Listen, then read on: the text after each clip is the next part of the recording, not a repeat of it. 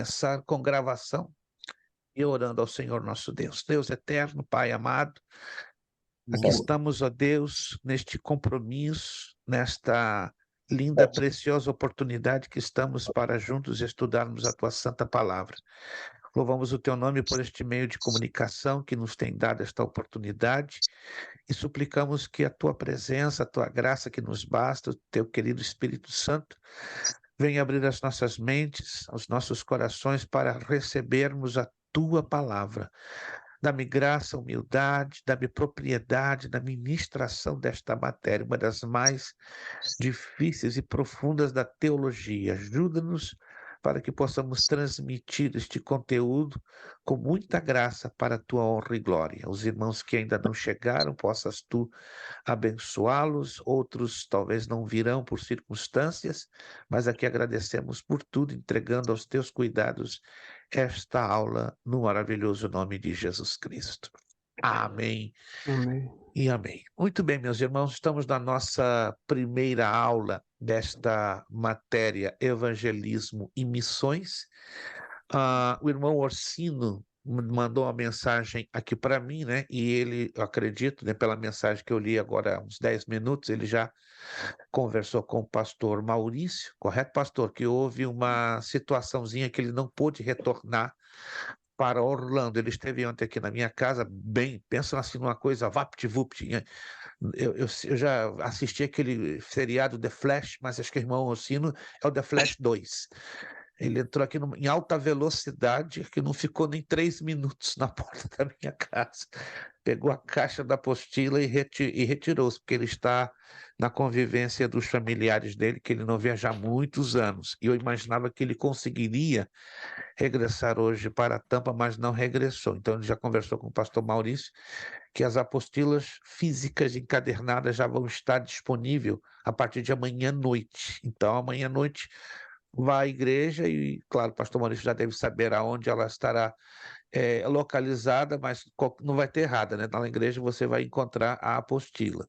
Se você não tiver condições amanhã ou no sábado, pelo menos faça um esforço no domingo, né? Na medida do possível, né? Para que a apostila física, ela é um pouco grossinha na quantidade de páginas, porque ela abrange 2 módulos, evangelismo e missões. Hoje eu sugiro, já que eu postei a apostila no formato PDF no grupo, quantos viram que eu coloquei lá no formato PDF? Alguém já viu lá? Isso. Eu sugiro, por favor, e vocês dêem uma olhadinha lá, tá bom? E por hoje, pelo menos por hoje, se você não pôde imprimir, pelo menos que tenha acesso ao conteúdo em PDF. Segundo anúncio, e eu gostaria que vocês anotassem, por favor, claro, não são todos. Nós temos aqui alguns alunos que, infelizmente, tiveram problemas na prova de geografia bíblica, né? Outros estavam em ausência, né? Como os nossos pastores, pastor Maurício e pastora Cátia. E eu tenho aqui uma data, né? Para os irmãos que tiraram nota baixa, né? Ou que querem refazer, né? Não digo baixa, mas que decidiram refazer a prova de geografia bíblica. Depois eu vou falar em off, né? Eu não tive oportunidade ainda, devido que passei uma semana muito pesada, resolvendo problemas de outras turmas. Mas anote aí, o dia 21 de setembro, eu quero dar tempo, tá? O dia 21 de setembro, os alunos que precisarão refazer ou fazer a prova de geografia bíblica vai acontecer no dia 21 de setembro.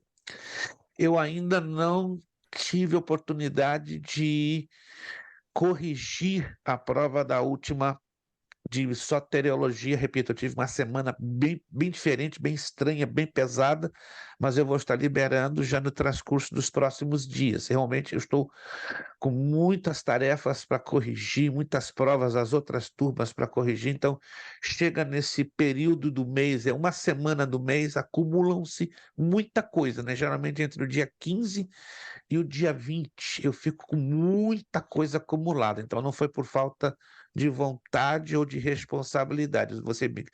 já estão convivendo comigo desde janeiro. Assim que imediatamente termino uma prova, corrijo, já passo para não passar a outra semana. Então, essa é a primeira vez que eu vou, ou segunda, que eu vou atrasar um pouquinho mais, mas até no máximo na próxima semana todos estarão recebendo os resultados da prova de soteriologia. Todos estão me entendendo? Quantos estão me entendendo? Alô, quero ter certeza. Isto.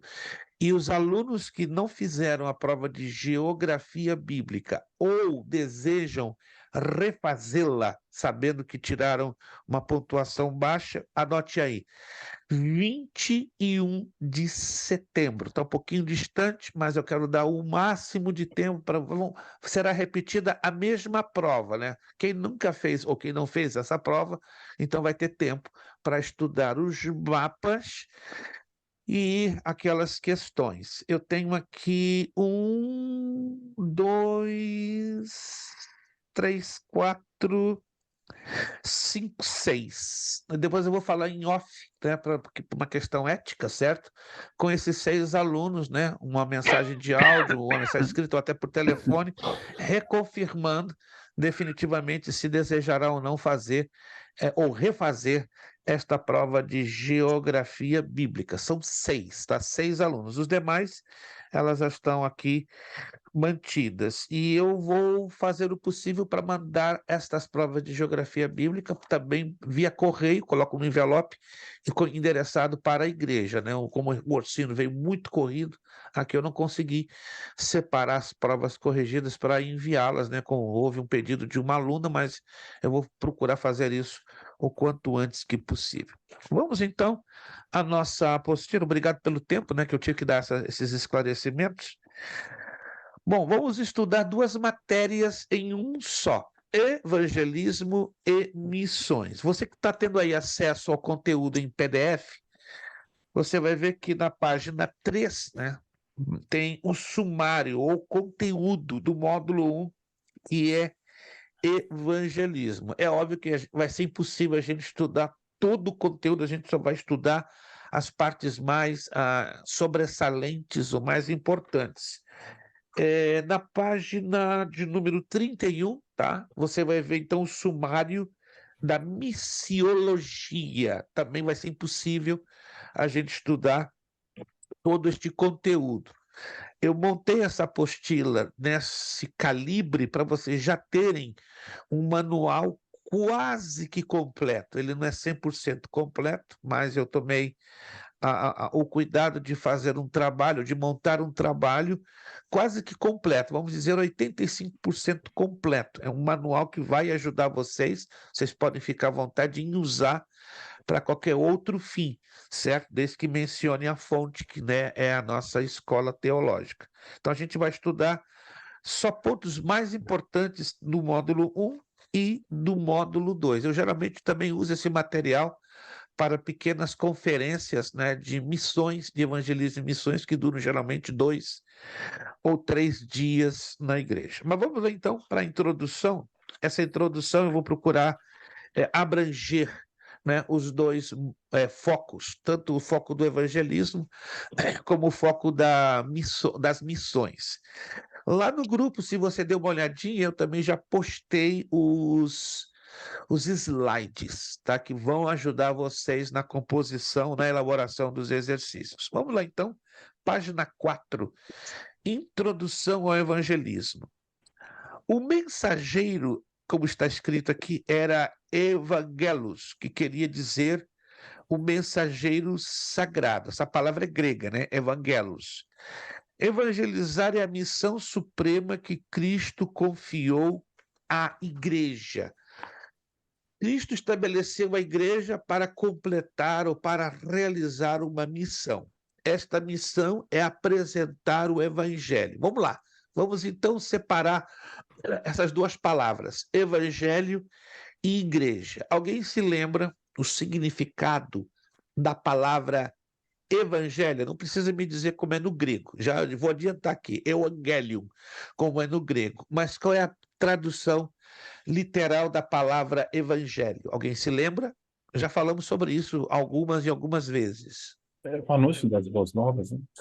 boas novas, boas notícias, tá? Se você se esqueceu, então, a palavra evangelho quer dizer boas novas, boas notícias.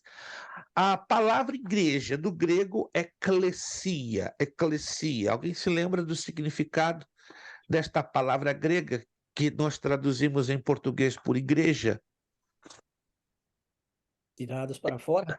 Tirados para fora. Pastor Jurandir está com a tomada em 440, 110 e poucos. Talvez porque o Palmeiras está ganhando no Campeonato Paulista. Algum campeonato ele está ganhando, né? Como está ganhando, então o pastor Jurandir está com. Não, o pastor Elias está dizendo não, né? Mas isso aí é com eles, não é comigo, não. Eu só estou opinando. Vamos lá. Igreja, tirados para fora. Então vamos raciocinar aqui conosco. Se Cristo separa um povo para cumprir uma missão, esta missão ela está na própria característica do nome do povo, igreja. Então a função básica, bíblica da igreja é sair. Uma vez que foi tirado para fora, então a missão básica da igreja é sair, é evangelizar. Não se evangeliza, na maioria das vezes, dentro. Claro, eventualmente, quando convidamos pessoas não crentes, não cristãs a virem à igreja, é uma oportunidade de ouro, sem dúvida nenhuma, para evangelizar. Mas no plano bíblico, alô, se alguém está me observando e me ouvindo, no plano bíblico, evangelizar é sair. Alguém está me entendendo, gente? No plano bíblico. Mas com o passar do tempo, algumas igrejas perderam este foco bíblico. Isso é sério, porque o foco bíblico, não estou dizendo a igreja A, a igreja B trabalha desta maneira. Entendemos e respeitamos a filosofia de cada igreja local, mas vamos observar se estas igrejas estão ainda dentro do foco bíblico. Se não estão no foco bíblico, é complicado, não é? Falar de evangelismo. Alguém me perguntou alguns meses atrás por que as igrejas hoje em dia não evangelizam como há 20, 30, 40 anos. Tem vários fatores, né? Fatores espirituais, fatores culturais, fatores circunstanciais, mas o foco, a orientação bíblica é a igreja sair. E é preocupante a igreja que não consegue enxergar biblicamente esta necessidade. Vamos então já começar a destrinchar ou debulhar a palavra ou a expressão evangelização ou evangelizar. Está aqui na apostila. Evangelizar, como já falamos, é a missão suprema que Cristo confiou à igreja. Evangelização é a ação de evangelizar, que consiste em levar os perdidos a Jesus para serem salvos por ele. Olha que lembram-se do que eu falei agora há pouco? A função da igreja ela é sair para pescar. Você não pesca dentro de um aquário, né? É complicado. Você pesca num lago, você pesca num riacho, num rio ou num mar, ou alto mar, como queira. Então, a igreja precisa ter essa consciência de que ela tem que ir aonde estão os peixes. Nesta analogia, os peixes são os perdidos, certo? Igreja nenhuma tem poder para salvar. A igreja ela age como uma agência de Deus. Se podemos usar uma analogia, a igreja ela é o anzol e a linha, mas a isca propriamente dita é o evangelho, né? É a gloriosa palavra de Deus. Vamos resumir em 4 pontos o ato de evangelizar, que é evangelização. 4 pontos. 1, é falar da salvação em Cristo. 2, é publicar a salvação. 3, é publicar o louvor do Senhor. 4, é empenhar-se apaixonadamente na propagação do evangelho. Eu vou repetir esses 4 pontos, porque esses 4 pontos são os 4 eixos dentro dos quais gravita o ato de evangelizar, que é a evangelização. Número 1, evangelização é falar da salvação em Cristo, porque não há um outro nome debaixo da terra, debaixo dos céus, que não devamos ser salvos, né? Como está escrito em Atos 4:12. É publicar, é anunciar, é fazer a propaganda desta salvação em Cristo. Número 3, é proclamar o louvor do Senhor, porque uma vez que é Jesus quem salva, o louvor, o reconhecimento, a glória são unicamente para ele. 4, isso aqui é complexo, por quê? Porque vai muito do nosso foco e do nosso amor por este evangelho. É empenhar-se apaixonadamente na propagação do evangelho. Eu separei aqui 4 textos que eu gostaria que lêssemos cada um deles para entendermos este advérbio de modo que eu de propósito usei na apostila, apaixonadamente. O primeiro texto se encontra no Evangelho de Lucas, capítulo 4, verso 18. Evangelho de Lucas, capítulo 4, versículo 18. Eu vou ler esse texto, depois os outros 3 eu vou pedir que, na medida do possível, cada aluno possa abrir o seu áudio e participe com a leitura conosco. Evangelho de Lucas, capítulo 4, versículo 18. Assim está escrito na palavra de Deus: o Espírito do Senhor está sobre mim, porque ele me ungiu para anunciar boas novas aos pobres. Enviou-me a proclamar a liberdade aos cativos, dar vista aos cegos, para libertar os oprimidos. Aí eu entro 19 para fechar. E anunciar o ano aceitável do Senhor. Jesus é o que está proferindo ou citando este texto, esta palavra.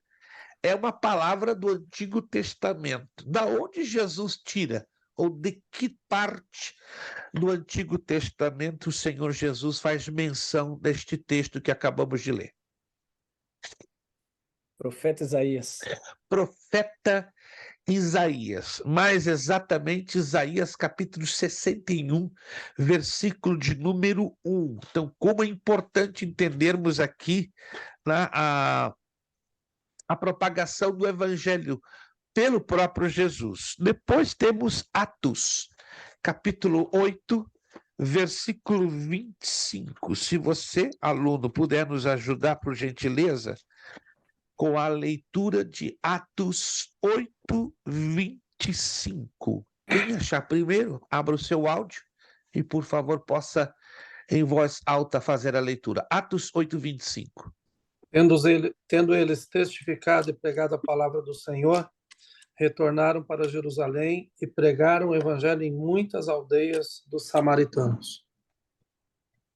Perfeito, obrigado, pastor. Interessante esse texto, né? Não sei se você já passou por ele, já fez a leitura dele alguma vez. Olha, tendo eles testemunhado e falado a palavra do Senhor, voltado para Jerusalém e em muitas aldeias dos samaritanos. Olha que interessante. O povo mais rejeitado, mais discriminado pelos judeus estavam sendo alvo da pregação do evangelho. Anunciaram-lhe o evangelho. Isso aqui tem que ter amor, tem que ter paixão, porque os samaritanos eram definitivamente rejeitados neste plano. O versículo 40, por favor, do mesmo capítulo 8 de Atos. Quem pode, por favor, ler para mim? O versículo 40, capítulo 8 de Atos dos Apóstolos. Mas Filipe se achou em Azoto, pregou em todas as cidades que passou, até que chegou a Cesareia. Obrigado, pastor. Felipe apareceu em Azoto e, ao passar, anunciava o evangelho em todas as cidades, até que chegou a Cesareia. Dê uma olhadinha no mapa, só por curiosidade, já que passamos por essa matéria de geografia bíblica, e veja a distância de Azoto a Cesareia. E dê uma olhadinha por quais cidades, ou quantas cidades está nessa trajetória. Você vai ficar surpreso. E você vai ficar surpreso. Não tinha, carro do ano, não tinha trem de alta velocidade, então é bem curioso a distância percorrida por Felipe entre Azoto e Cesareia. E preste atenção o que o texto diz. Filipe apareceu em Azoto, depois que falou ao eunuco de Candace. E ao passar, anunciava o evangelho em todas. Olha, isso aqui é chamativo, em todas. E não havia os recursos de hoje. Até que chegou a Cesareia. Vai lá, descobre. Quantas cidadezinhas Filipe levou o evangelho entre Azoto e Cesareia? Descobre a distância. Você vai ficar bem surpreso. Que Filipe fez isso? Tem uma coisa errada. Não tem nada errado no texto. É porque a paixão leva a fazermos coisas estranhas e até mirabolantes em favor do evangelho. Outro texto está em Efésios 2,17. Efésios, capítulo 2, versículo 17. Por favor, o aluno que encontrar, nos ajude com a leitura de Efésios, capítulo 2, versículo 17. E, vindo, evangelizou, paz a vós outros que estáveis longe, e paz também aos que estavam perto. Obrigado, irmão Marcos. Olha que interessante. E vindo ele, evangelizou a paz a vós que estáveis longe. Está se referindo a quem? Aos gentios. E a vós e aos que estavam perto, aos judeus. Então ele está deixando bem claro que o evangelho é uma mensagem de alcance de todos os povos, de todas as nações. Mas vamos partir do princípio que é Paulo quem está falando aqui, correto? Não é Pedro, em Atos dos Apóstolos, porque Pedro se encarrega de divulgar o evangelho a Jerusalém, Judéia e até Samaria. Agora, os confins da terra está, com certeza, na responsabilidade do apóstolo Paulo. Primeira carta de Pedro, já que estávamos agorinha falando de Pedro, primeira carta de Pedro, capítulo 1, versículo de número 25. Primeira carta de Pedro. Esse texto é bem conhecido, bem conhecido. Gostaria que um de vocês pudesse, por favor, fazer a leitura para nós. 1 de Pedro 1, 25. A palavra do Senhor, porém, Sim. a palavra do Senhor, porém, permanece eternamente. Ora, esta é a palavra que vos foi evangelizada. Obrigado. Mas a palavra do Senhor permanece para sempre, e esta é a palavra que vos foi pregada, na minha tradução, ou evangelizada. Interessante que aqui é Pedro que está falando a um grupo de judeus. Segundo alguns historiadores acreditam, Pedro estava na Babilônia, endereçando esta epístola a nível universal, mas também tendo em mente o seu próprio povo, o povo judeu. Então nós vemos esses 4 versículos, né? O empenho apaixonado da propagação do evangelho. Continuando aqui na apostila, evangelismo.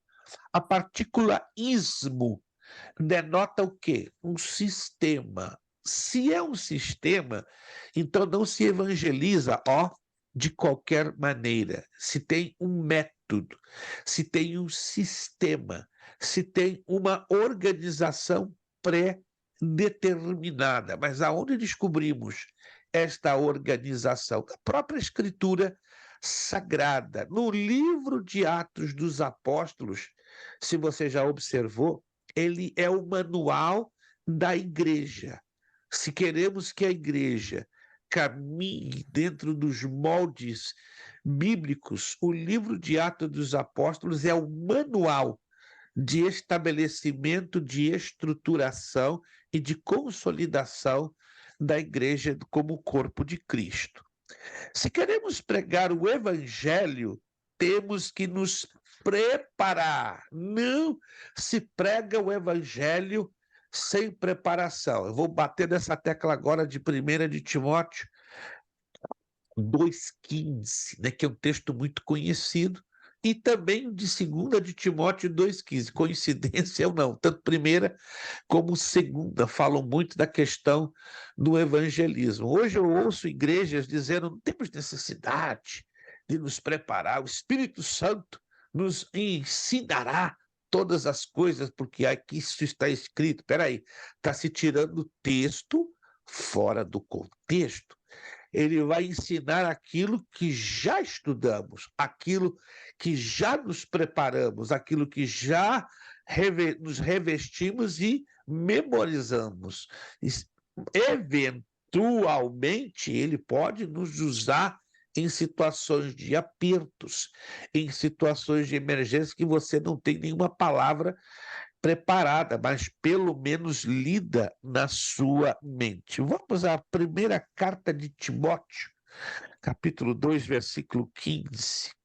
Primeira carta de Timóteo, o apóstolo Paulo falando ao seu pastor, ao seu notável discípulo, Timóteo. Primeira carta de Timóteo, capítulo 2, versículo 15. Esse texto está se referindo à igreja e à sua missão de evangelização. Olha que interessante. Todavia será salva, dando à luz filhos, se permanecer com sobriedade na fé, no amor e na santificação. Se você ler os versículos anteriores, que é o contexto imediato, você vai descobrir que essas orientações era Paulo dando a Timóteo, porque Timóteo foi o pastor da igreja de Éfeso, certo? Quando você começa a entrar no capítulo 3, capítulo 4, você vai entender a difícil missão de Timóteo ali na igreja de Éfeso, né? Tanto que Paulo fala lá no capítulo 4 que ninguém despreze a tua juventude. Por que Paulo fala isso a Timóteo? Porque a igreja de Éfeso era uma igreja constituída por anciãos, homens de mais de 70 anos, ou seja, o grupo, o corpo de obreiros, conhecido como presbitério, eram homens acima de 70 anos de idade. E qual a idade aproximada que tinha Timóteo, né? Flávio Joséfo, o historiador grego Heródoto, Eusébio de Cesareia, com várias documentações, entram em acordo. 30 anos de idade. 30 anos de idade para uma igreja, para um presbitério de homens maiores de 70 anos, era, como dizem os gaúchos, era um piá, não é? Era um guri, era um menino, certo? E era normal que os anciãos em Éfeso olhassem para Timóteo e diziam: quem é esse piá? Quem é esse guri? Quem é esse menininho? Hã? Esse aqui é o pastor que Paulo preparou para colocar aqui na nossa igreja. Por isso que Paulo orienta: ninguém despreze a tua juventude, mas ser exemplo dos fiéis na palavra, no trato, no amor, no espírito, na fé e na pureza. Olha o versículo 13, 1 de Timóteo 4,13. Persiste em ler, exortar, ensinar, até que eu vá. Olha o 15 e o 16. Medita nestas coisas, ocupa-te nelas para que o teu progresso seja manifesto a todos, como Paulo está exortando, orientando a Timóteo a se preparar. Versículo 16, tem cuidado de ti mesmo e da doutrina, persevera nessas coisas, porque fazendo isso te salvarás, tanto a ti mesmo como aos que te ouvem. Então, evangelizar implica no trabalho de preparação. Eu tenho aqui na minha mente 3 seitas. E vocês conhecem essas três tão bem quanto eu, ou até melhor do que eu. E eu tiro o chapéu para elas. Sabe por quê? Elas evangelizam errado, vamos usar essa expressão. Elas pregam, não é, o que elas creem de uma maneira errada, conteúdo errado, orientações erradas, mas a preparação deles para apresentar o erro que eles creem é impressionante. Olha, se nós cristãos tivéssemos a metade do entusiasmo e da preparação dessas três seitas que eu tenho aqui em mente, eu quero saber se você também vai se lembrar delas, elas são as que mais divulgam a mensagem do seu credo, e eles estão crescendo pesado no Brasil, na América Latina, aqui nos Estados Unidos, eles são fortes. E nós pensamos que, não é, estamos com o queijo, a goiabada e a faca, mas não. Eles, na tática, na estratégia, tiramos o chapéu e, olha, temos que aprender pelo menos o entusiasmo deles. É impressionante. Alguém tem em mente quem são essas três seitas que entram com garra? Errado, tudo atravessado, mas a estratégia de divulgação daquilo que eles creem é surpreendente. Alguém pode imaginar quem são esses três? Mormons, Testemunho de Jeová. Mormons, o Testemunho de Jeová, perfeito. E o terceiro? É a religião que mais cresce no planeta Terra. E você não vê nenhum deles na rua. Que é o mais Islamismo? engraçado. Eles crescem muito forte. O Islã? O Islã. Você vê algum Islã na rua? Algum islâmico falando de Maomé na rua? Eles se infiltram nas casas, nos lares. Eles se infiltram no meio das comunidades, fazendo trabalhos caritativos, filantrópicos. Estão crescendo numa proporção absurda no planeta Terra e nos Estados Unidos. Parece que aqui ninguém está percebendo, né? O crescimento do Islã, já lançaram uma estatística, se você depois quiser eu passo, o Islã só nos Estados Unidos em 2020, antes da pandemia e depois da pandemia, mesmo com a pandemia, cresceu 31% em relação ao cristianismo, que em 2021, 27%. Neste ano de 2023, se acredita que o Islã poderá alcançar a marca recorde de um crescimento de 44%. Uau!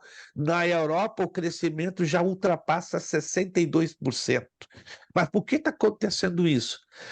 Na Europa se explica com muita clareza que o evangelho lá perdeu o foco, perdeu a essência, perdeu o despertamento. Então, no momento que o evangelho só fica em palavras, em teoria, claro, alguém com mais pujança, com mais garra, vai entrar para cobrir esta lacuna que o evangelho de Cristo, infelizmente, tem deixado. Não sei se vocês já ouviram falar, igrejas evangélicas na Inglaterra têm sido vendidas, porque não tem membros. E elas são vendidas para quem? Para os islâmicos. Eles levantam gigantescas mesquitas muçulmanas. Só no centro de Londres, faça essa pesquisa, da capital britânica, 3 igrejas evangélicas históricas foram fechadas e vendidas para quem? Para os islâmicos. E hoje uma delas ocupa no Hyde Park, que é o centro de Londres, a maior mesquita muçulmana de todo o Reino Unido da Grã-Bretanha, com mais de 6 mil membros. A cidade de Birmingham, aqui a gente vai entrando na parte de missões, só para dar uma palhinha para você entender isso. É a segunda maior do Reino Unido, ela é constituída de 62% de islâmicos. Se você hoje chega em Birmingham, você fica confuso. Eu estou onde? Eu estou na Inglaterra ou eu estou em algum lugar no Irã, no Iraque ou na Arábia Saudita? Porque eles têm megafones espalhados por toda a cidade e eles tocam 5 vezes por dia música islâmica convidando o povo islâmico a puxar o seu tapetinho e orarem 5 vezes por dia. Uau! Faça uma viagem, se você puder, à Inglaterra, e vá a Birmingham. Você vai pensar que está em algum lugar do Oriente Médio. Ou seja, essas 3 seitas estão crescendo numa proporção assustadora, porque elas estão se preparando massivamente. E nós, a título geral, universal, a igreja está preocupada com se preparar para pregar o evangelho? Posso dizer com muita tristeza, não. Temos sim, de uma forma isolada ali e acolá, mas a nível mundial, infelizmente, como um dos sinais da vinda do Senhor Jesus Cristo, a igreja tem perdido o foco do evangelismo. Jesus mesmo disse, né? Por multiplicar-se a iniquidade, o amor de quase todos se esfriará. Isso inclui-se vários cristãos que no passado tinham amor pelas almas, e isso está simplesmente desaparecendo. Pastor, Evangelismo, sim, pastor Jurandir. pastor, Por desculpa, favor, me participe. permita só discordar do senhor, que eu acho que o que acontece é o movimento inverso. A igreja cristã continua evangelizando, mas o foco dela, o forte dela, tem sido mais nos países pobres. E essas religiões, elas têm evangelizado muito nos países ricos, porque, digamos assim, o secularismo, a igreja deixou entrar, de certa forma, toda uma racionalidade. Então, eu acho, no meu ponto de vista, o islamismo cresce pela força e porque eles estão conquistando aí vários países, já são bem numerosos e crescem muito. Mas o Yes. cristianismo ainda assim está crescendo e muito, mas infelizmente não na proporção que ele vinha, mas nos Isso, países na pobres. mesma proporção, não, 100% correto. Na mesma, isso a gente vai ver melhor e nos números quando entrarmos na parte de missões. Muito boa colocação do pastor Jurandir. O cristianismo cresce, mas não na mesma velocidade e proporção dos últimos 20 anos. Já o islamismo ganhou um espaço, uma lacuna, compreendem? Que o cristianismo em certos países deixou para trás. E o pastor mencionou a questão do secularismo. O secularismo tem massacrado a Europa. A Europa, no passado, foi o celeiro de missionários. Quem já ouviu falar que o continente europeu, durante quase 300 anos, era o celeiro, mandava missionário para o mundo inteiro, e de repente parou. Estancou-se, estagnou-se em algum momento, entende? E agora o secularismo tem convertido a Europa num terreno fértil, porque o que é o secularismo? A visão humana, a visão antropocêntrica, a visão que até mesmo inclina-se para o ateísmo. Então, toda esta situação contraditória tem levado que o evangelho recrudesça, perca a sua força de um crescimento proporcional comparado ao passado e leve, não é, as outras seitas a ganharem espaço, certo? Ainda nos países pobres, sim, o evangelho cresce, né? Se você fizer uma pesquisa na Índia, Paquistão, Bangladesh, curiosamente, pum, o evangelho está bombando. Na Índia, então, nem se fala.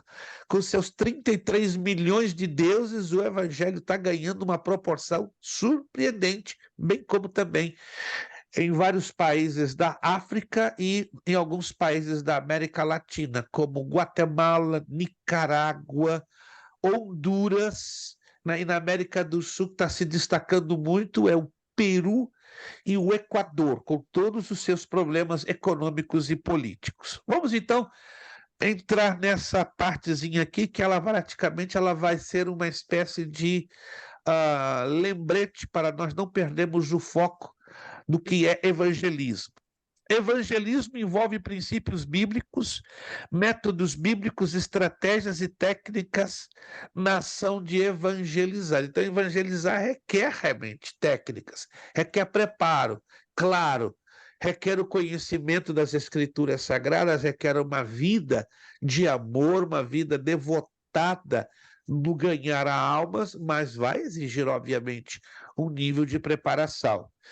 Evangelizar é apresentar Cristo no poder do seu Espírito Santo para que homens possam colocar-se debaixo de sua autoridade, confiar em Deus através dele, aceitá-lo como Salvador e servi-lo como Rei no seio de sua santa igreja. Evangelismo é a arte de fazer discípulos. Vamos a esse texto que nós conhecemos, né, a maioria de nós, de cor e salteado, que é Mateus 28:19. Evangelho de Mateus, capítulo de número 28, versos 19 e 20. Portanto, ide e fazei discípulos de todos os povos, batizando-os em nome do Pai, do Filho e do Espírito Santo. Verso 20. Ensinando-os a obedecer todas as coisas que eu vos tenho mandado. E certamente estou convosco todos os dias até a consumação dos séculos. A Bíblia Sagrada, segundo o pastor Antônio Gilberto da Silva, em um dos seus famosos livros, cataloga com 43 doutrinas. Que são doutrinas? Começamos por uma palavra que está repetida 6 vezes no Novo Testamento, a palavra grega didache. Esta palavra ela define doutrina. Mas o que é doutrina no plano bíblico? Todo o ensino puro que emana das Escrituras Sagradas. A listinha grande, são 43, mas quais seriam as mais conhecidas?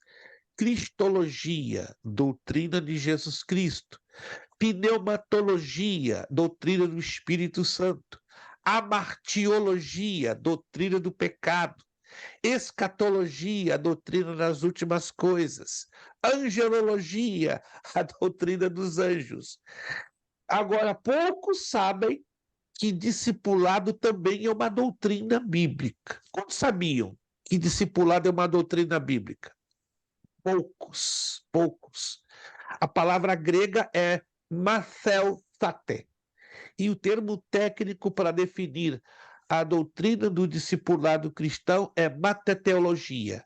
Nome feio, né? Mateteologia. E por ser uma doutrina um pouco desconhecida, consequentemente, por ser desconhecida, ela é pouco ensinada e pouco aplicada. Ela é a chave, depois que a pessoa tem a experiência do novo nascimento ou da regeneração, a igreja local, seja lá qual for, não importa o país que ela se encontra, ela tem que ter consciência bíblica do que é discipulado. Billy Graham costumava dizer, em várias das suas cruzadas evangelísticas, Jesus atrai os pecadores, para a salvação, mas a igreja tem o dever de acompanhar os pecadores e de ajudá-los a estarem se alimentando. E isso é verdade. Entende? Jesus faz a obra, toca o coração, mas a manutenção da pessoa do novo convertido depende da igreja ter este foco bíblico e esta consciência de acompanhamento, de alimentação. É igual uma criança, não é? Criança sai do ventre da mãe depois de 7, 8, 9 meses, chora, não é? Porque os seus pulmões explodem com o contato do oxigênio e já quer comer, já precisa comer, já sai faminta do ventre da mamãe. E espiritualmente não é diferente.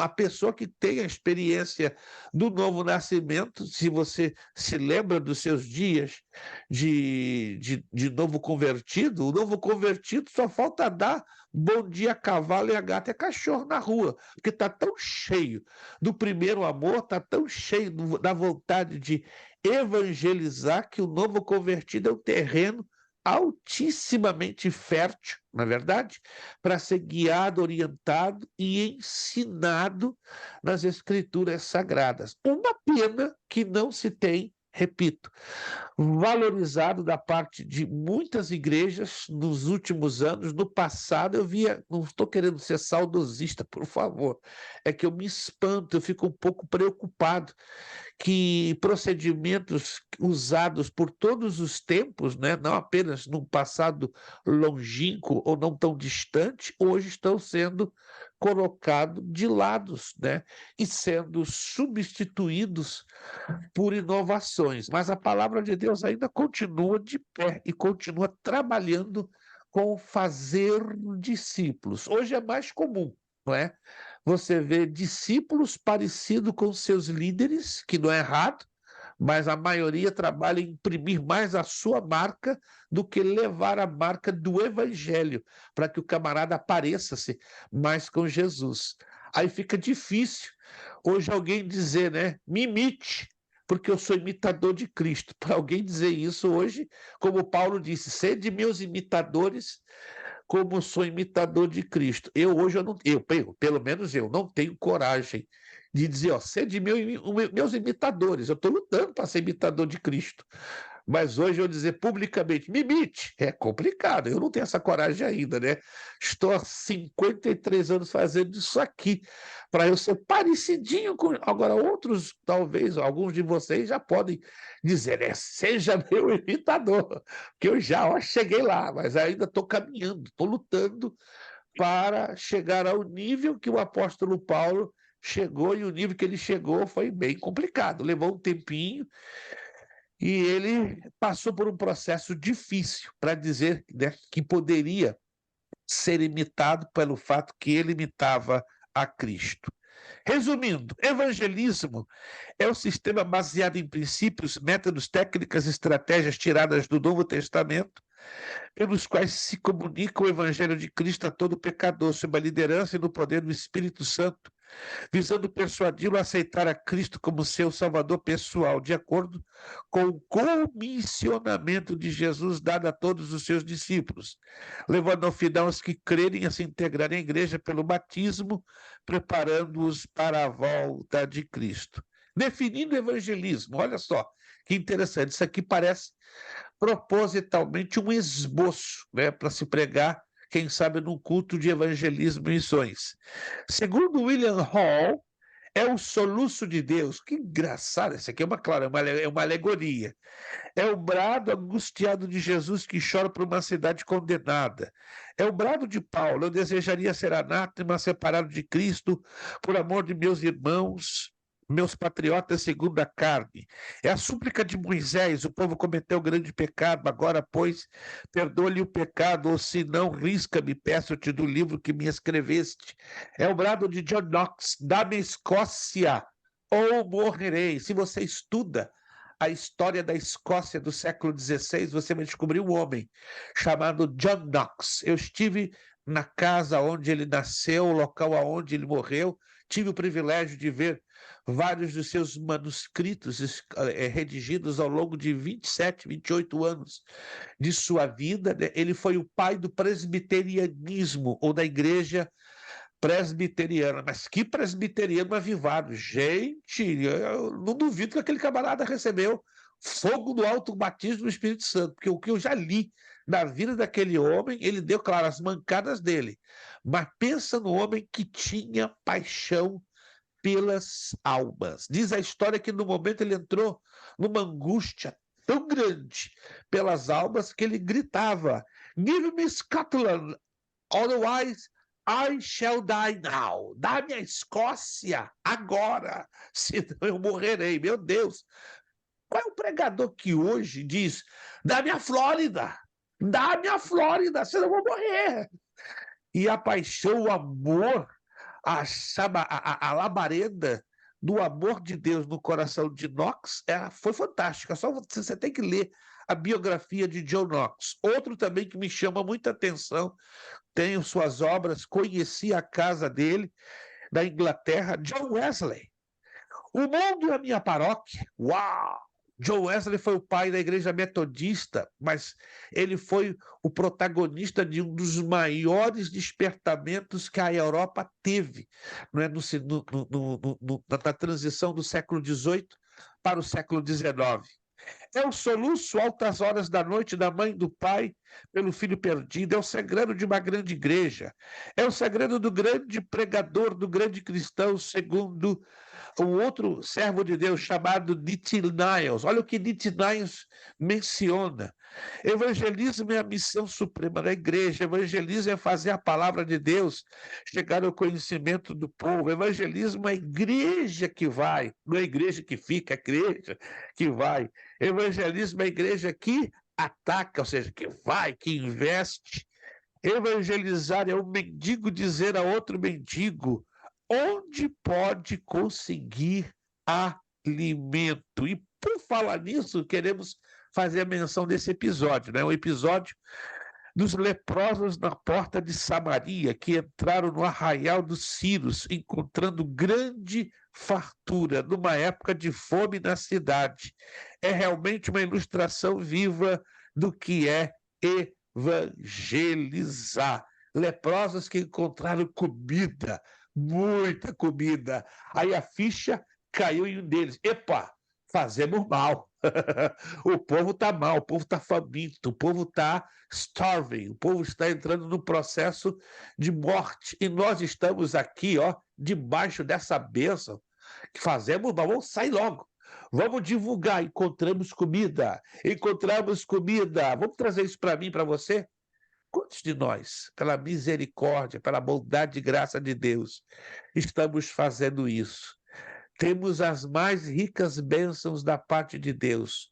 Podemos falar com liberdade do Evangelho de Cristo. Não, pastor, falar de Cristo aqui na América é um pouquinho mais difícil que falar no Brasil. Eu entendo, porque aqui tem que seguir algumas normas, alguns critérios da lei, mas não impede de eu e você compartilharmos o pão que Deus tem nos dado, o pão da vida que está em mim, que está em você. Que Deus nos ajude a termos o procedimento desses leprosos. Ou seja, temos muita comida espiritual, mas com quem estamos compartilhando esta comida? Ou ela só está ficando para o nosso uso? Que Deus nos ajude a não olharmos com este egoísmo, mas, ao contrário, que você agradeça. Obrigado, Senhor. Tenho abundância espiritual e eu posso e devo compartilhar. Para fechar essa parte, porque já são 9 horas e vamos fazer um intervalozinho de 7 minutos, né? Como já combinamos. Definição de evangelismo pessoal. Evangelismo pessoal é a obra de fatos de Cristo aos perdidos individualmente. Depois dos comerciais, pense aí naquelas pessoas que Jesus chegou ali, ó, cara a cara, tete a tete, corpo a corpo. Imagine nos exemplos, Jesus também foi o grande mestre do evangelismo pessoal, sobretudo do pessoal. Ele sempre motivou o evangelismo de massas, mas a prática mais preferida da parte do Senhor Jesus, sem dúvida, foi o evangelismo pessoal. Então, depois dos comerciais, procure imaginar quantas pessoas Jesus teve aquele encontro pessoal, porque em cada encontro ele teve o quê? Uma estratégia bem diferente. Com um usou uma estratégia, com o outro uma estratégia. Claro, evangelizar implica ter estratégias e métodos, certo? E uma dessas estratégias e métodos é a forma personalizada que precisamos dar a cada pessoa com quem confrontamos e, claro, levamos o Evangelho de Cristo. Amém? 9:1, alguma perguntinha, abordagem, dúvida? Só o pastor Jurandir, que por enquanto está ali ligado na tomada. Eu creio que os demais outros, acredito que estão ligados, né? Mas por alguma razão, por enquanto, com o motor meio a álcool, né? Acredito que depois dos comerciais, né, vai passar de motor a álcool para motor a gasolina, né? A combustão vai ficar um pouco mais forte. Tá bom, gente? 7 minutinhos, então, a partir de agora, 9:02, 9:02, 9:09, 9:10. Voltamos, não corte a conexão. Se você quiser apagar o seu vídeo, apague, mas não quebre a conexão. Em 7 minutos voltamos. Obrigado.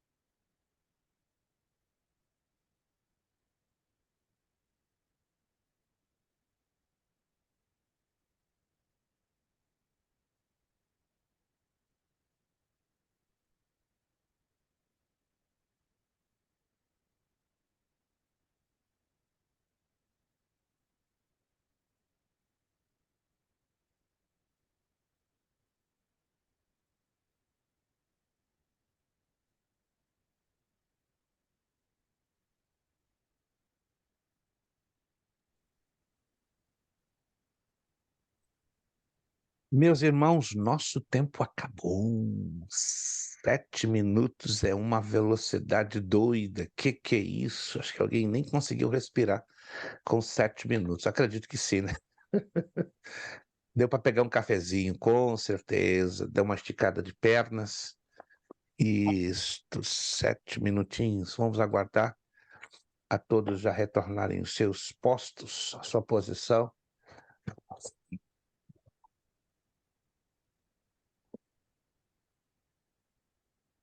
Perfeito. 9h45, 9h50, como muito, estaremos terminando. Perfeito.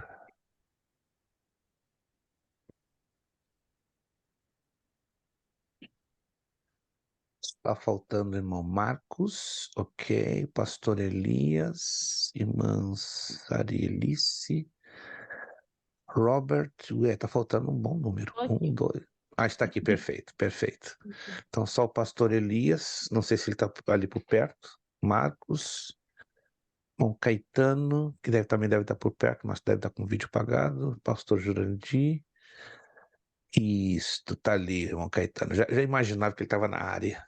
Estava só relaxando. Maravilha. Vamos aguardar mais 2 minutos, como muito. 2 minutos, como muito, para a gente já retornar. 2 minutinhos. Perfeito. Está faltando o William e o Robert. Isso, pastor Elias já está voltando. Maravilha. Pastor Elias fez uma voltinha, né? Lá em cima no redemoinho e desceu. Meus irmãos, então vamos já começando, né, para ganharmos tempo, né, porque o tempo é muito precioso e não queremos realmente despedirmos-nos acima de 9h50, né? O nosso horário no online, ele está fixo, né, de 8h, 9h45, quando excedemos um pouquinho do tempo, 9h50, né, 9h50. Perfeito. Vamos então à introdução ao evangelismo pessoal. Antes que eu me esqueça, se você for lá do grupo, embora ainda, não é? Alguns de vocês estão por alguma razão, não sei, acho difícil, porque não sei se a apostila física já chegou. Eu acredito que não.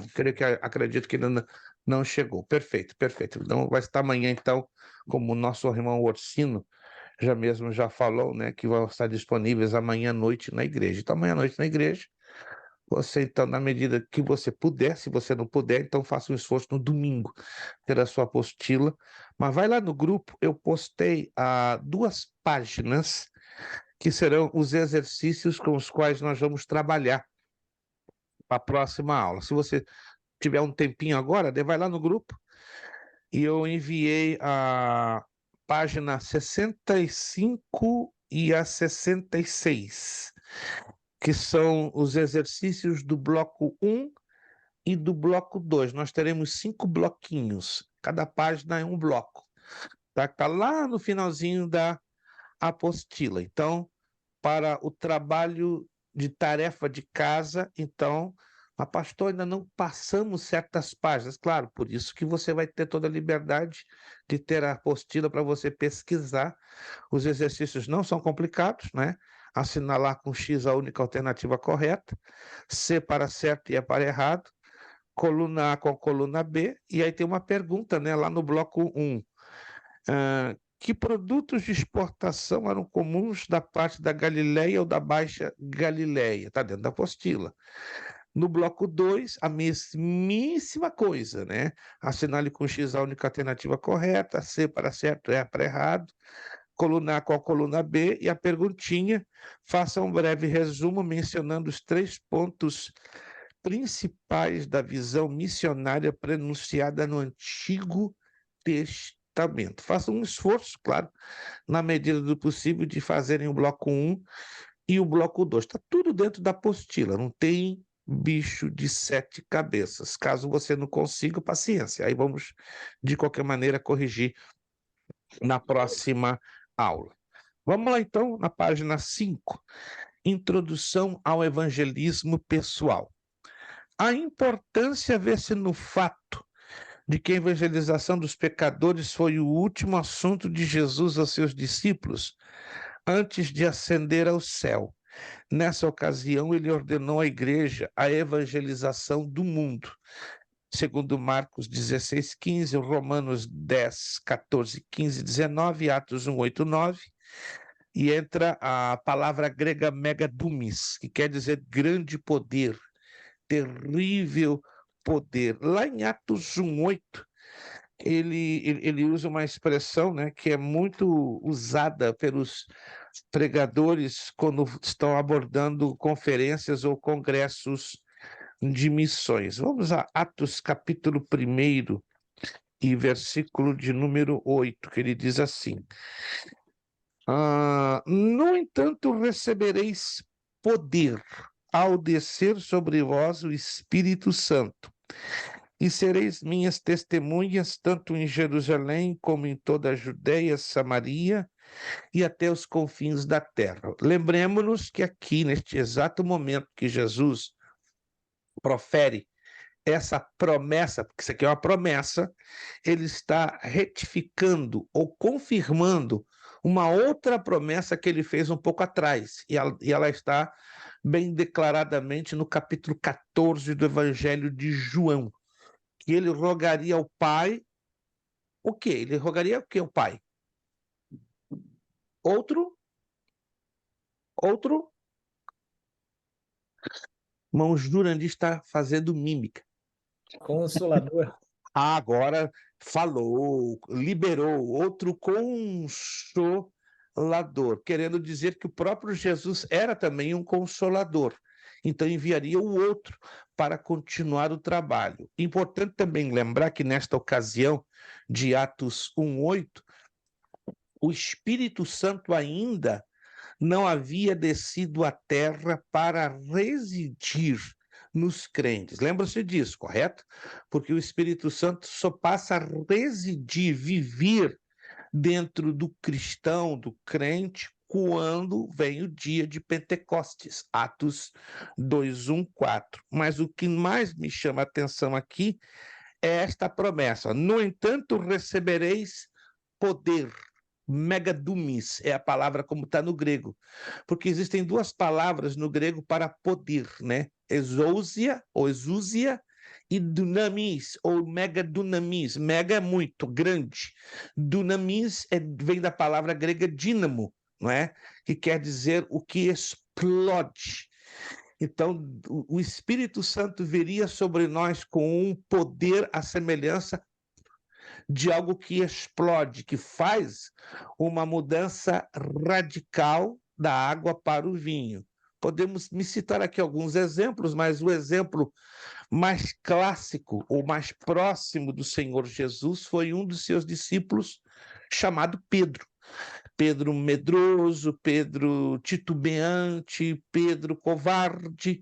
No dia de Pentecostes ele recebe tamanha autoridade, tamanho revestimento dos altos céus, que ele prega com um poder, com uma autoridade como nunca. Pregou 2 vezes, alguém se lembra? Ele pregou 2 vezes. Na primeira vez, quantas almas se renderam a Cristo? Lembram-se?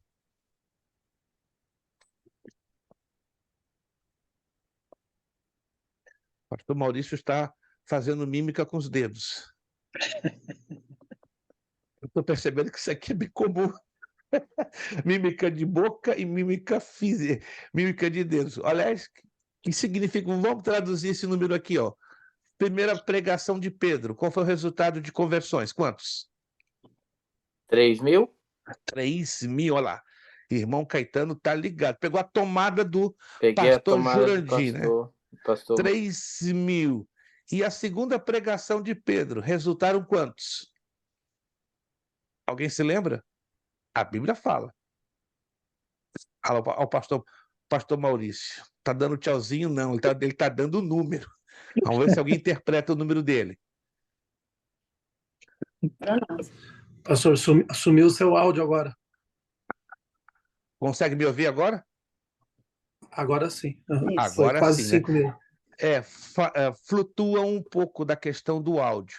Vamos lá. Segunda pregação de Pedro gerou quantos salvos, quantas conversões? Quase 5.000. Quase 5.000.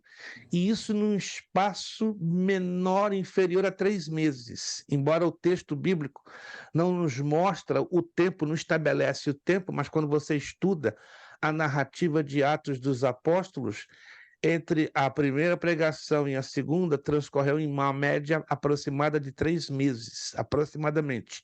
Não chega a 3 meses, chega um pouquinho mais de 2 meses e meio, né? Isso dentro de Jerusalém. O crescimento da igreja de Jerusalém, em outras palavras, foi assombroso. Foi um boom, certo? Em 10 anos, a igreja de Jerusalém, segundo alguns historiadores, chegou a mais de 10.000 membros. Uau! Foi um crescimento assim, mas não era para a igreja de Jerusalém ficar concentrada num só lugar. Lembra-se que Jesus deu uma ordem, né? Ser-me-eis testemunhas, tanto, ou seja, começando por Jerusalém. Cresceram, vão para a Judéia. Cresceram, vão para Samaria. Cresceram, confins da terra. Mas a igreja de Jerusalém não entendeu a mensagem. Cresceu, cresceu, cresceu, cresceu, cresceu. Aí, claro, o Espírito Santo teve que tomar cartas no assunto e permitiu algo que ninguém gosta. Ninguém gosta. Para a igreja crescer, o Espírito Santo teve que fazer algo como querendo dizer, eu vou dar um empurrãozinho aqui agora. O que o mestre falou tem que se cumprir. Agora, vocês estão querendo complicar a vida? Ok, sem problema, eu vou dar um empurrãozinho e aí a igreja vai ter que crescer. Qual foi o empurrãozinho que o Espírito Santo deu para a igreja começar a crescer para valer? Mas não mais em Jerusalém, porque em Jerusalém ela já estourou, já chegou à cota máxima. Agora ela precisava alcançar a Judeia e Samaria e os confins da terra. Qual foi o empurrãozinho? Como foi o empurrãozinho que o Espírito Santo deu para a igreja? Alguém se lembra? Perseguição? Perseguição. Vemos lá em Atos capítulo 7. Irmãos, é a fórmula que Deus usa. Se Deus dá uma ordem e a igreja não cumpre, o amor de Cristo pela igreja é tão grande e ele vela pela palavra dele para cumprir, ele manda a perseguição, certo? E hoje não é diferente. Nós estamos vendo aí igrejas espalhadas na face da terra, claro, normalmente sofrendo perseguição por amor ao evangelho, mas como estamos próximos do arrebatamento da igreja, muita gente diz, não, isso, negócio de perseguição, não. Claro, irmãos, se você analisar com carinho e com cautela e com critério, você vai descobrir que já está havendo perseguição até mesmo em países desenvolvidos. Quem está ouvindo falar que o Canadá já tem uma certa perseguição sistemática contra o evangelho? Alguém está sabendo disso ou não? Ou sou eu que estou isolado nas notícias? Canadá, gente, está pertinho da gente, está tendo perseguição. Vai começar a perseguição também nos Estados Unidos, já tem um nível X de perseguição da igreja no Brasil, com esse governo socialista, mas faz parte. Se a igreja não se mobiliza como o Espírito Santo quer, ele que é o dono da igreja, então ele tem os métodos dele. E um dos métodos que a gente não gosta mesmo, não tem jeito, é a perseguição. Mas funciona, porque a igreja se mobiliza, a igreja ora, a igreja jejua, a igreja se santifica, a igreja prepara, a igreja cai em campo e ganha almas. Então, glória a Deus, pelos métodos do Espírito Santo, mesmo que sejam aqueles que a gente menos gosta. Mas vamos lá. Que tipo de perseguição que está tendo no Canadá, pastor? Desculpa a interferência aí, mas... Que tipo de perseguição que está tendo no Canadá especificamente? Igrejas estão sendo fechadas, não é? Por algumas estarem perturbando a ordem pública. O governo de Pierre Trudeau está sendo questionado porque as igrejas no Canadá não pagam impostos, porque a arrecadação lá é aviltante. É só o irmão fazer as pesquisas e vai descobrir que as igrejas no Canadá, em dólares canadenses, arrecadam quase 1,5 bilhão de dólares por semestre, como 2 bilhões e alguma coisa por ano. São vários, em 3, 4 setores o Canadá está gerando uma pressão muito forte, muito forte. Em contrapartida, o islamismo também está ganhando uma grande simpatia dentro do governo do Canadá. Uma vez que o islamismo está ganhando uma simpatia pelo próprio governo, é natural que o governo tenha uma preferência X. Não seria querendo dizer que os islâmicos são os preferidos pelo governo, mas os islâmicos estão injetando, muito dinheiro dentro do Canadá. Isso está acontecendo também em vários países europeus, vários países africanos, asiáticos, mas assim, a nível de primeiro mundo está muito chamativo o nível de perseguição que está se desencadeando dentro do Canadá. Não vai demorar muito que realmente a igreja vai sofrer uma perseguição mais dura do que já está tendo. Para o irmão ter uma ideia, falar de Jesus nas ruas de Toronto, de Montreal, de Quebec City, já não é permitido. Já não é permitido. Interessante. Já não se permite você chegar com um panfleto e dizer Jesus te ama, diz dos lados, você ganha uma multa ou uma cadeia que vai dar de 3 a 9 meses. Bem interessante, né? E é daí, infelizmente, para piorar. O Canadá está sofrendo uma perseguição já sistemática. Mas vamos entender isso aqui. O alvo do evangelho pessoal, do evangelismo pessoal. O alvo do evangelismo pessoal, ele tem 3 focos, ele é tríplice. Salvar os perdidos, restaurar os desviados e edificar os crentes. O irmão, ou seja, você, querido irmão, já experimentou o gozo que há em ganhar uma alma para Cristo? Quem já teve essa experiência linda de levar uma vida aos pés de Cristo e ela ser tocada por Jesus? Alguém já teve essa experiência? Já?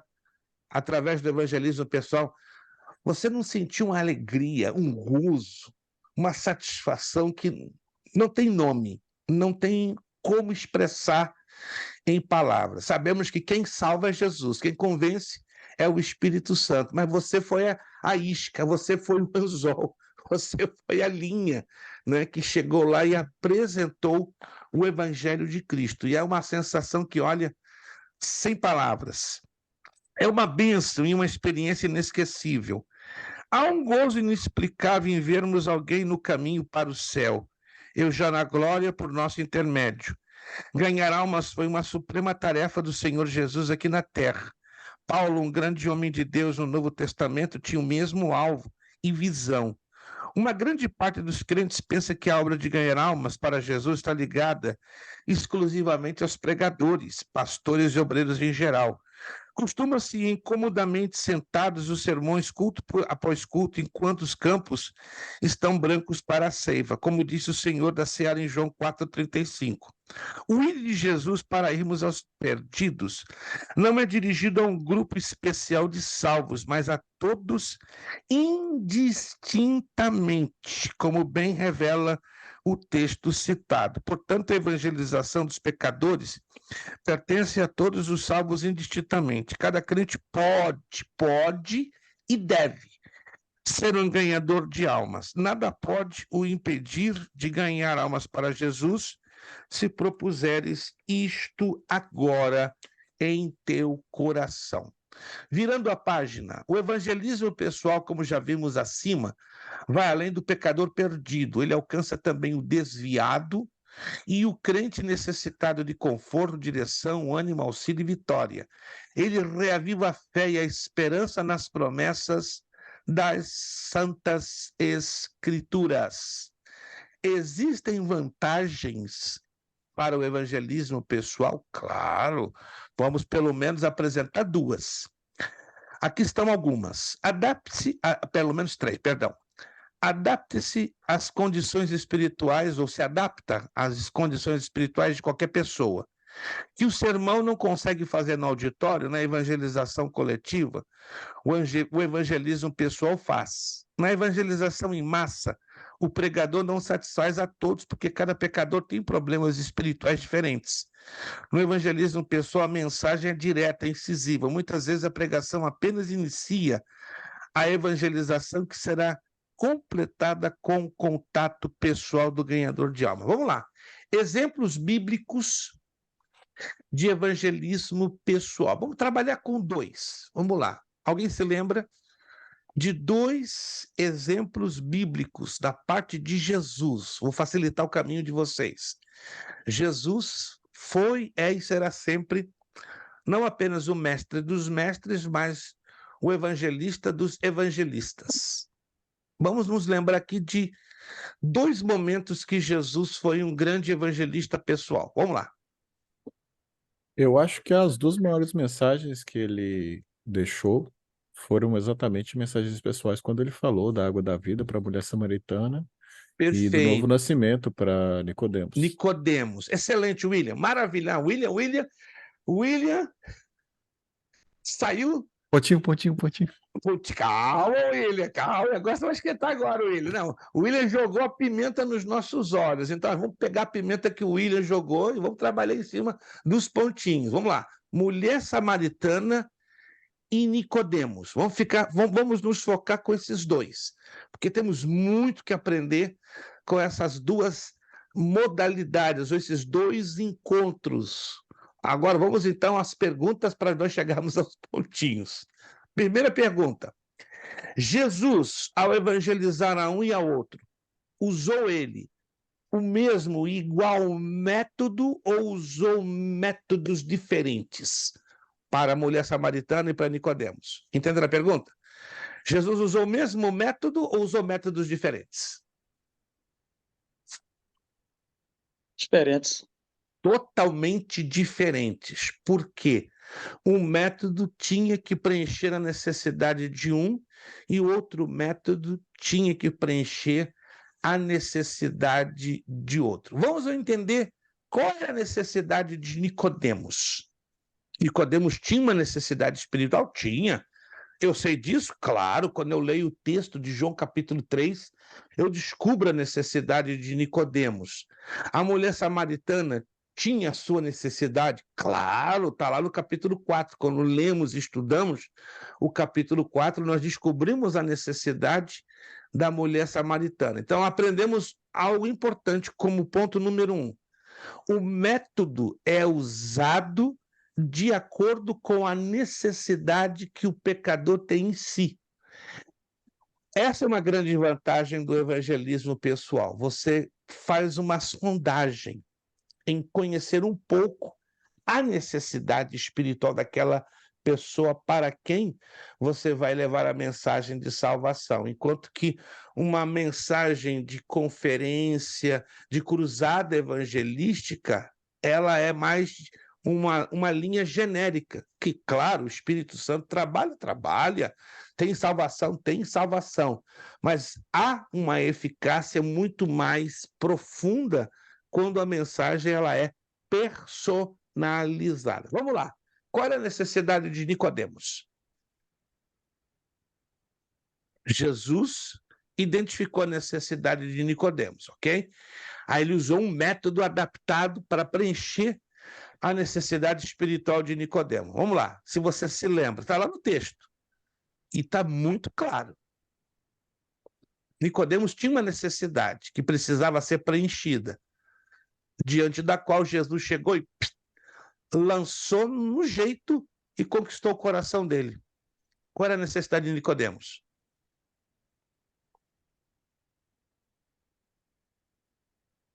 Arrependimento?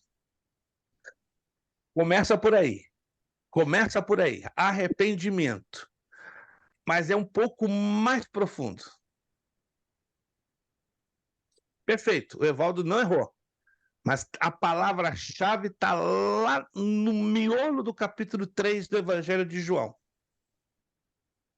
O arrependimento seria o resultado. Agora eu quero a causa. Perdão de pecados? Resultado. Novo nascimento? Novo nascimento. Ah, irmão Marcos, começa com 50 sorrindo, olha lá. A orelha dele até tremeu no meio do fone dele. 50 para o irmão Marcos, meu Deus. Irmão Marcos é um perigo, gente. Se você não conhece Marcos Tavares, eu apresento a vocês. Esse homem é um perigo.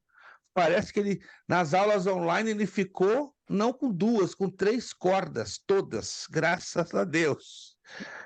Perfeito. Novo nascimento. Em outras palavras, a necessidade de Nicodemos era ter uma experiência direta com o próprio Deus. Ele até então não tinha essa experiência.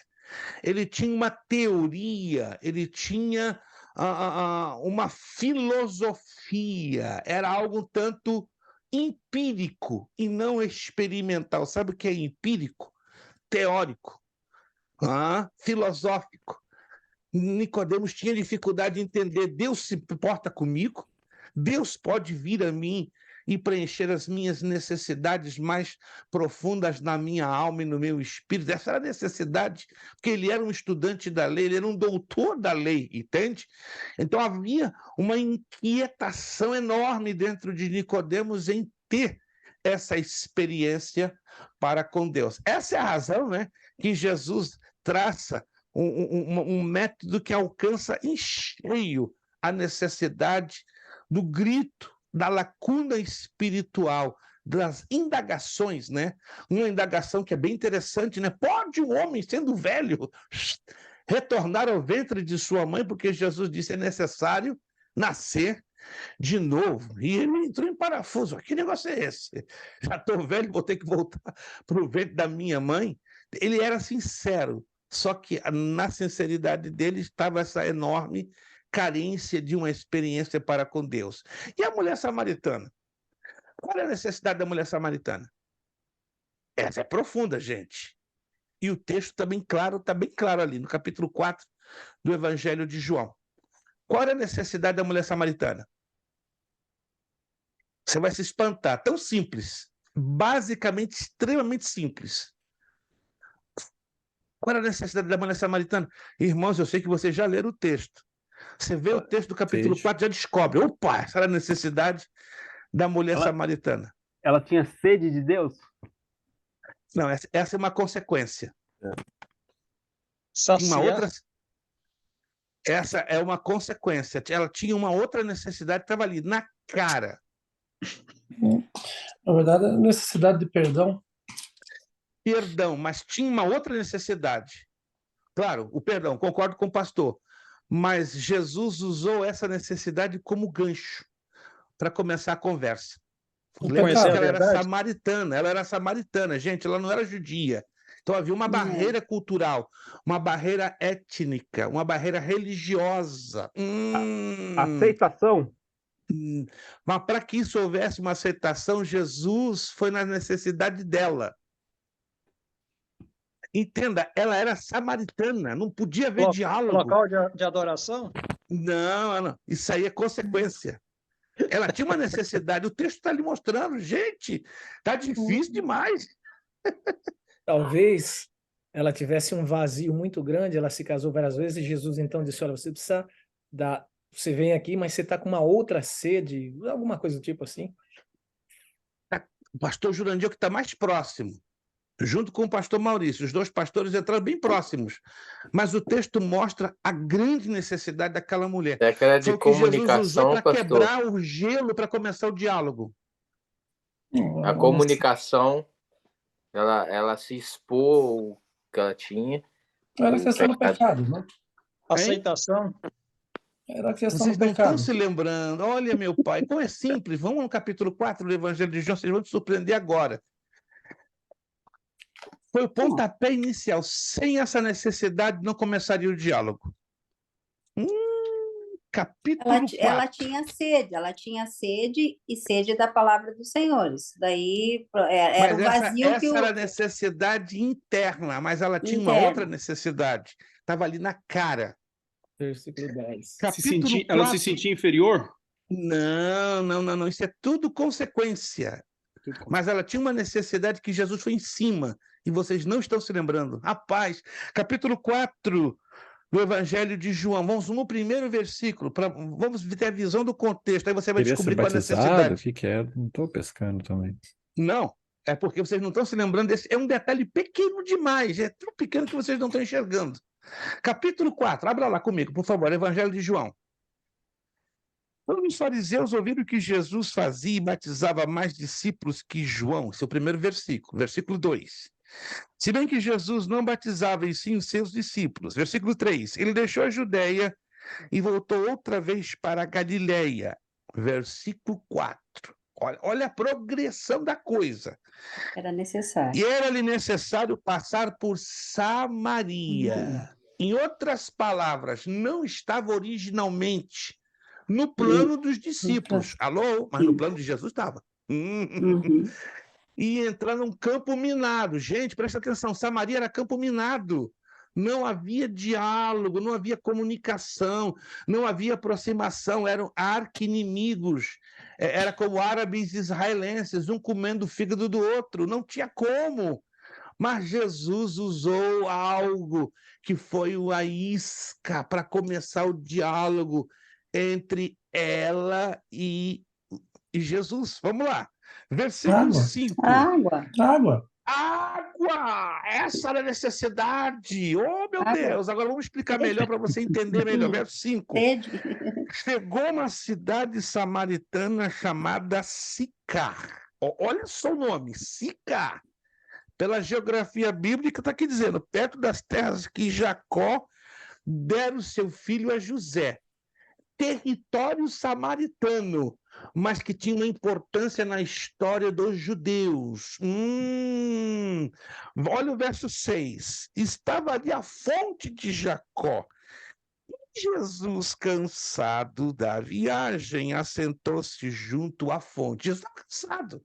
E era quase meio-dia. Eusébio de Cesareia, nas suas crônicas, diz que era verão.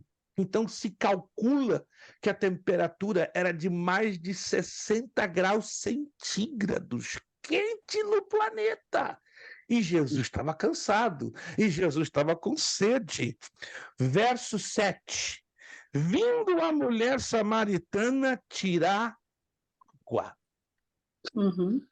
Jesus disse, dá-me de beber. Agora, ninguém está percebendo por que essa mulher vai àquele poço na hora mais quente do dia. Ela poderia ir mais cedo. 5 da manhã, 6 da manhã, 7 da manhã, 10 da manhã, mas meio-dia? Ou poderia no final da tarde? Nenhum de vocês pode imaginar por que ela fez isso. Por quê? Quando eu li esse texto há quase 50 anos atrás, eu não entendi, não faz sentido. Ela vai tirar água na hora mais difícil do dia, na hora mais quente, na hora mais violenta, mais agressiva. Por que ela faz isso? E não ia outras mulheres isso. Aí ela pôde ir. Ela tinha vergonha. Oi, Marcos, eu não posso lhe dar mais ponto. Era por causa disso, exatamente. Porque sendo a hora mais quente do dia, praticamente não havia ninguém. E ela era conhecida por todo mundo na redondeza como uma mulher que havia tido vários maridos, era uma mulher de conduta duvidosa. Alguém está me entendendo, gente? Alô? Alguém está me entendendo? Por ser uma mulher de conduta duvidosa, ela não poderia correr o risco de se expor. Depois que eu comecei a pesquisar e estudar, falei, agora está fazendo sentido, porque humanamente não faz sentido uma pessoa justamente na hora mais quente aparecer para tirar a água. Olha a surpresa daquela mulher. Tem alguém aqui ao meio-dia, além de mim, buscando água? O quê? É um judeu? O que é isso? Surpresa dupla, mas é assim que Jesus faz. Ele nos surpreende até 2 vezes. Olha o verso 8. Seus discípulos tinham ido à cidade comprar comida. Tudo estratégico, gente. Jesus já sabia, vou aparecer aqui, os discípulos, ninguém vai me recriminar, ninguém vai me questionar, não vai ter ninguém, só vou estar eu e ela. E eu vou atingir a necessidade dela. Uau! Versículo 9. Disse-lhe a mulher samaritana, como tu... Olha, ela ficou nervosa, ela ficou preocupada. Como tu, sendo judeu, me pedes de beber a mim, que sou mulher samaritana? Isso jamais poderia acontecer, isso não acontecia. Olha o impacto que Jesus, quando quer nos abalar, ele abala, gente, pode ficar certo. Ele vai nos usar para abalar, para ganhar almas, usando métodos os mais inortodoxos ou nada ortodoxos. Isso aqui foi lindo demais. Vamos lá. Que sua mulher samaritana, pois aqui, ó, olha o verso 9. Judeus não se comunicam com samaritanos.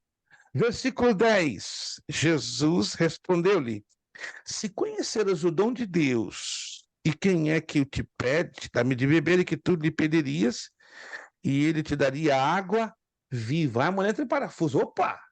Opa! Ele tem o que eu quero. Ele tem o que eu necessito. Ele tem algo que eu não preciso mais voltar aqui todo santo dia, com esse sol terrível, para me matar de tanto calor.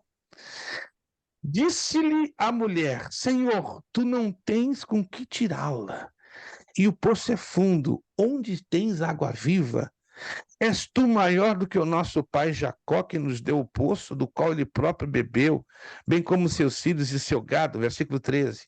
Respondeu-lhe Jesus: todo aquele que beber desta água tornará a ter sede, mas aquele que beber da água que eu lhe der nunca mais terá sede. Deveras a água que eu lhe der se fará nele uma fonte de água que jorre para a vida eterna. Ó, fecha o versículo 15. Disse-lhe a mulher: Senhor, dá-me dessa água, para que eu não mais tenha sede, nem precise vir aqui tirá-la. Estão percebendo? Era um tormento para aquela mulher. Todo dia, todo dia, todo dia, meio-dia, quentão, quente, quente.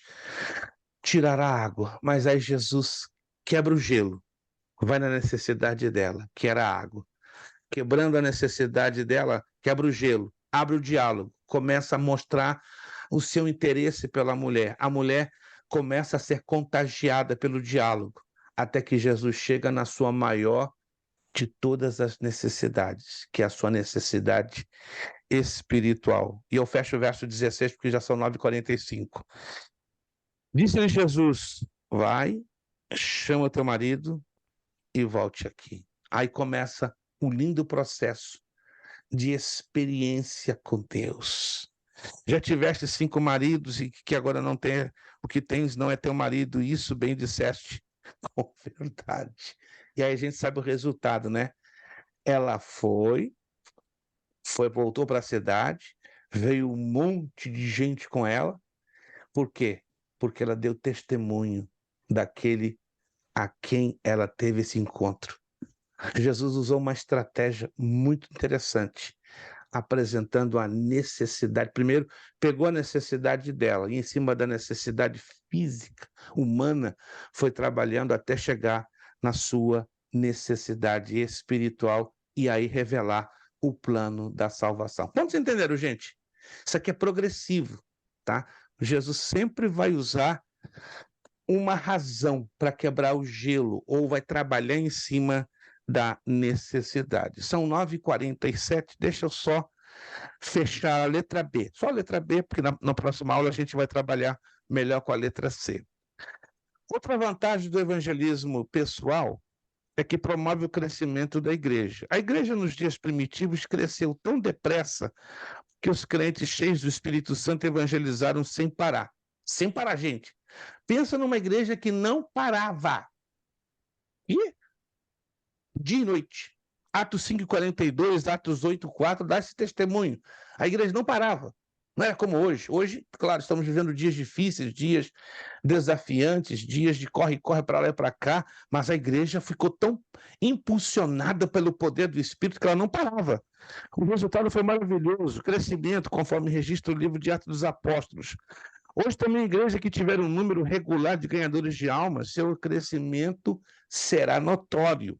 A semeadura da palavra de Deus promove o crescimento e a edificação da igreja. Não vamos ler esse texto, mas vamos deixar a leitura para a próxima aula. Atos 2, 41, 47, 4, 4, 5, 14, 9 e 31. A maior e melhor maneira de ajudar o pastor no crescimento do rebanho de Deus é ganhar almas individualmente. O irmão tem feito assim. Está provado que o evangelismo pessoal tem mais resultados no sentido de dar melhor a permanência para aquele que é alvo da evangelização. Se hoje na igreja cada um ganhasse o outro, qual seria o resultado? Próxima aula nós vamos falar dos elementos fundamentais da pregação, novidade, os dois N's, novidade e necessidade. E vamos, não é, entrar na letra C, não é, que é a terceira vantagem do evangelismo pessoal, vence todos os preconceitos. Quantos já ouviram falar, já vou terminar porque o nosso horário já está encostando em 9h50. Quantos já ouviram falar do pastor Hon Young Cho, já falecido, e mudou seu nome para David Young Cho? Quem já ouviu falar?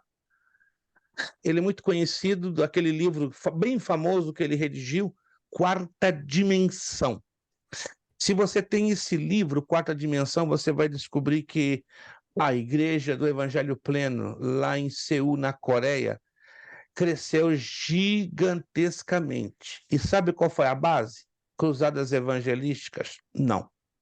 Evangelismo pessoal.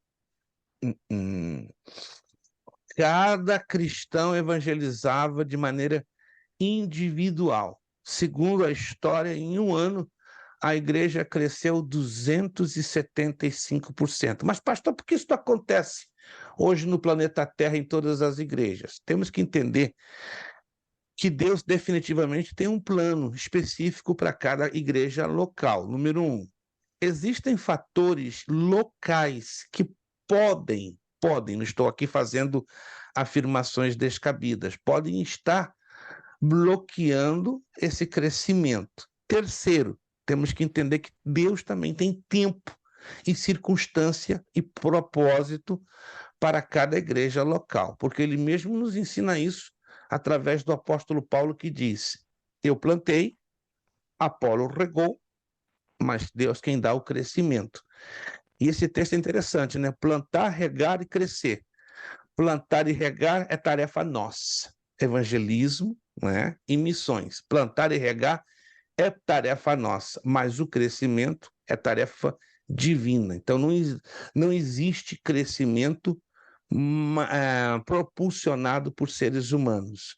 A parte que nos cabe fazer é interessante, né? De 3 partes, Deus nos dá 2, que é semear e regar. Mas a terceira parte, que é a mais importante, essa só cabe a Deus. Amém? Dúvidas, perguntas, colocações? Faça agora. Ou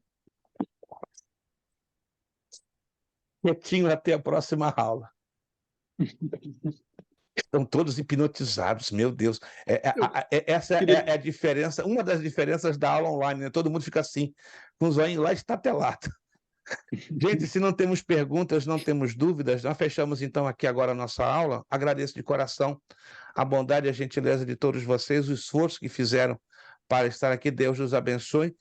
Se você conhecer alguém aí na igreja local que tenha interesse em se comprometer a estar conosco estudando todas as quintas online, divulgue, dá tempo para entrar até na próxima quinta-feira, né? Não force, claro, a barra, porque para estudar, como você já sabe, exige compromisso, exige sacrifício, exige tempo, né? Que não é muito tempo, mas nem todos, infelizmente, hoje têm essa disponibilidade. Mas se você conhecer alguém aí na sua área ou na Strong Tower que tem interesse em fazer um curso básico em teologia online, faça a divulgação e dá para entrar até na próxima aula. Vamos agradecer ao Senhor nosso Deus, né? Muito obrigado, irmão Marcos, irmão Evaldo, nosso professor Pardal Evaldo, nosso irmão Josevaldo, né? Josevaldo hoje está quieto, mas ele está abastecendo, né? Na próxima aula, pode acreditar, ele vai jogar os mísseis dele e vai levar os pontinhos, com certeza, né? Já estou aprendendo a conhecer um pouco o Josevaldo. Nossos queridos pastores Maurício e Kátia, Deus abençoe, uma alegria revê-los depois de uma pequena temporada de ausência. O casal imperial, né? Marcos Aurelius e a sua imperatriz irmã Vanessa. Nosso irmão Caetano, que está ali num sofá que eu nunca vou ter. Esse aí é o sofá dos magnates, né? Pastor Jurandir, com a sua casa esverdeada, né? Palmeirense, graças a Deus. Nosso irmão Robert, William, pastor Elias e a irmã Sarielice, muito obrigado, Deus vos abençoe. Pastor Maurício, por favor, estará abrindo o seu áudio e agradecendo pela aula de hoje a nosso Deus. Estaremos, se Deus assim nos permitir, voltando dia 24, próxima quinta. Não se esqueça, a partir de amanhã à noite, as apostilas encadernadas já estarão à disposição de vocês na igreja, e os que não puderem, façam um esforço de domingo, pelo menos domingo, ter a sua apostila para que na próxima aula já possamos todos termos, né?